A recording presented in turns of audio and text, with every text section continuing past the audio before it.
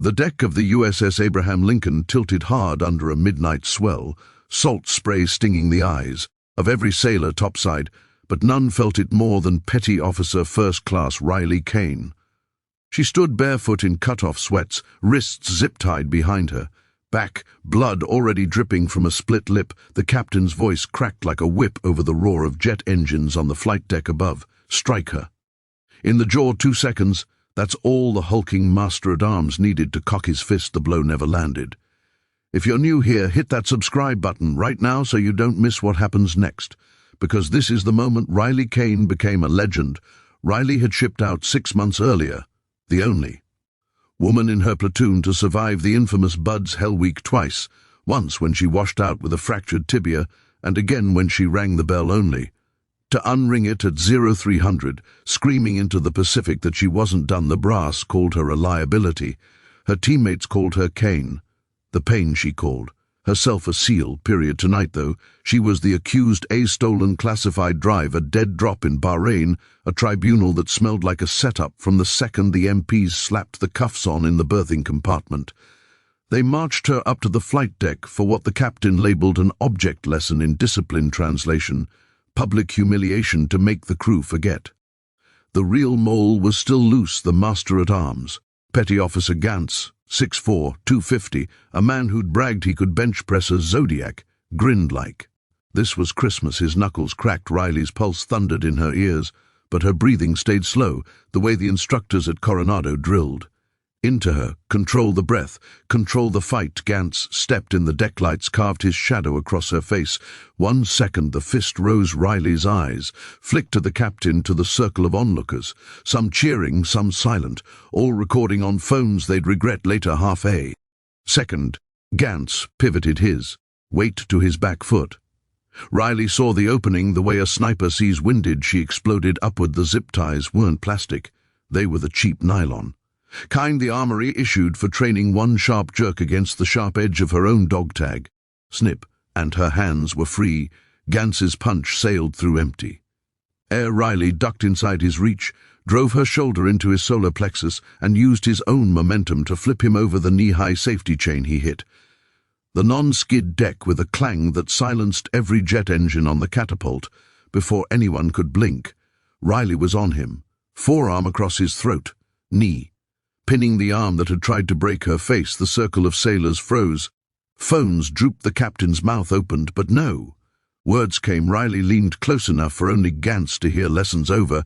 Big man. She zip-tied his own wrists with the same cuffs they'd used on her, then stood. Blood streaked her chin like war paint. She turned to the captain. Sir, request permission to secure the real traitor before he scuttles this ship. The flight deck smelled of jet fuel and fear. Somewhere below, an alarm began to wail.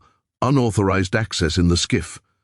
Riley's eyes never left the captain's. He nodded once, the smallest motion a man in command can make when he realizes he's been played. She was gone before the MPs could regroup, bare feet slapping steel ladders 3 at a time. The classified drive wasn't stolen.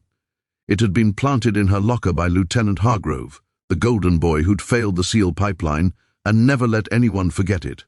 Hargrove needed a scapegoat to cover his side hustle selling targeting data to a defense contractor in Dubai. Riley had suspected him for weeks, ever since she caught him rehearsing tears in the mirror after a fake PTSD episode. She'd cloned his phone, mapped his movements, and left just enough breadcrumbs for him to frame her, knowing the only way to flush a rat was to become the cheese. Down in the skiff, red emergency lights painted the corridor. Crimson Hargrove was already at the terminal, fingers flying, sweat shining on his forehead. He looked up when the hatch hissed open. Riley stood silhouetted, breathing steady, a stolen M18 in her hand, but pointed at the deck. Walk away. Kane, he sneered, you hit Gantz. You're done court-martial. Leavenworth. The whole ride. Riley smiled, the kind of smile that doesn't reach the eyes. Funny. That's what they said the night I drowned in the surf at San Clemente. I'm still here. Hargrove lunged for the alarm. Riley was faster. She kicked the panel. Sparks flew. The room plunged into blackout in the dark. Training took over. She heard his breathing, smelled his cologne, Acqua di Gio, the same scent on the burner phone she'd found in the vent. 2 steps, a sweep of his ankle, and he was down. She zip-tied him to the server rack, then slotted the real drive, her own decoy, into the terminal lines. Of code scrolled transfer, cancelled evidence uploaded to NCIS servers with a timestamp that predated the theft by 48 hours when the lights flickered back. Hargrove was sobbing. Riley crouched beside him.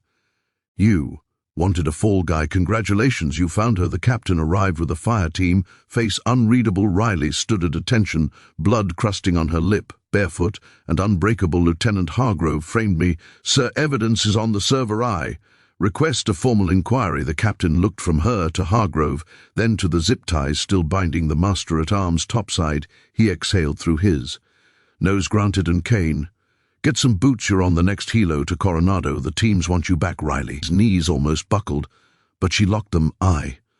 So word spread faster than the ship could steam. By morning, every mess deck screen played the grainy phone footage, the punch that never landed, the flip, the takedown, the calm voice asking for boots. Hashtags exploded. Kane the pain. Hashtag seal sister.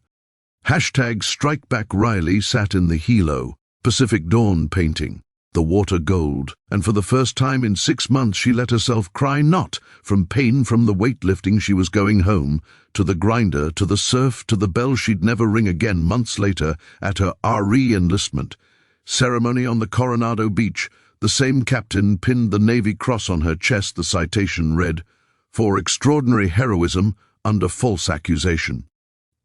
Riley looked out at the new class of candidates shivering in the surf and spoke into the microphone. "They'll tell you a SEAL is unbreakable. They're wrong. We break every day. The difference is we choose to rebuild the crowd. SEALs, sailors, families, roared until the sound drowned." The waves. Riley Kane never sought the spotlight, but the spotlight found her anyway. She mentors female candidates now, teaches them to turn pain into precision, fear into fuel, and every time a new class asks how she survived that night on the Lincoln, she smiles the same smile that froze Hargrove in the dark. 2 seconds. She says that's all it takes to prove who you really are. So tell me in the comments, from which part of the country are you watching this video? East Coast, West Coast, Heartland, overseas? Drop your location and let's see how far Riley's story has traveled. Hit that like button if you believe in second chances, and subscribe for more stories of ordinary people doing impossible things. The ocean's wide, but courage is wider. See you in the next one.